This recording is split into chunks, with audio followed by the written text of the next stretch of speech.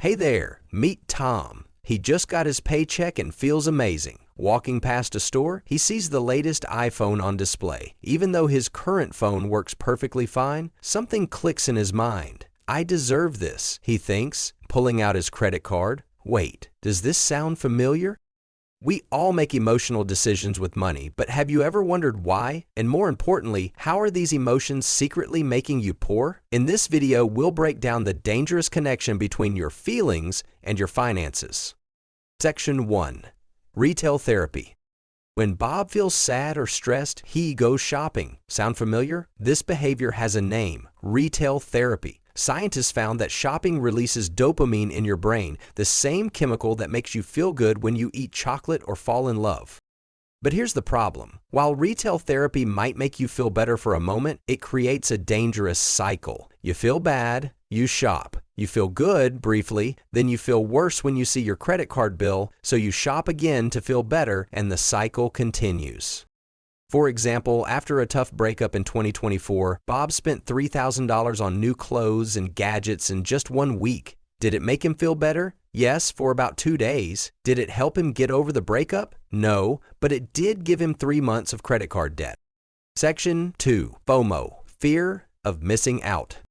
Let's talk about Alex. In 2023, he saw everyone making money from Bitcoin. His friends kept telling him, if you don't buy now, you'll regret it forever. Feeling anxious about missing out, Alex invested his entire savings when Bitcoin was at $60,000. Then it crashed to $40,000.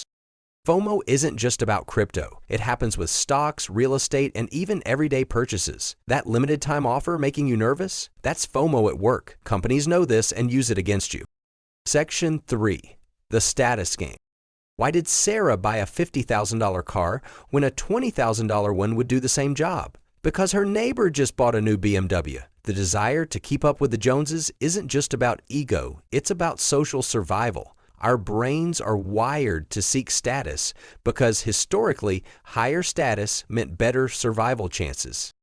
But in 2025, this ancient programming is making us poor. The average American spends $3,000 yearly on items they buy purely to impress others. That's $3,000 that could have been invested or saved for emergencies. Section 4. Protecting yourself. So how do you protect yourself from these emotional money traps? Here are 3 proven strategies.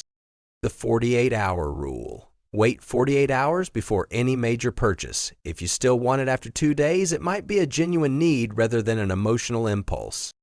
The feeling log. Before buying something expensive, write down how you're feeling. Are you sad, stressed, competitive? Understanding your emotional triggers is the first step to controlling them. The reality check. Ask yourself, would I still buy this if nobody else knew about it? If the answer is no, you're probably buying for emotional reasons. Section 5. The right way to use emotion.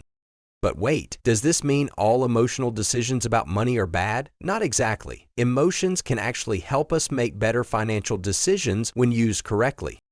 For example, fear of poverty can motivate us to save more. The joy of watching our investments grow can encourage better financial habits. Even guilt can be useful. It might stop us from making impulsive purchases. The key is understanding your emotions, not suppressing them. Remember Tom from the beginning? He learned to channel his "I deserve this" feeling into something more productive. Instead of buying the latest iPhone, he now rewards himself by adding to his investment portfolio. Last year, his emotional reward system helped him save $12,000. In conclusion, emotions aren't your enemy. They're just tools that need to be used wisely. By understanding how they affect your financial decisions, you can turn these emotional triggers from wealth destroyers into wealth builders. If you want me to make other videos explaining these topics, please like and subscribe. Thanks for watching.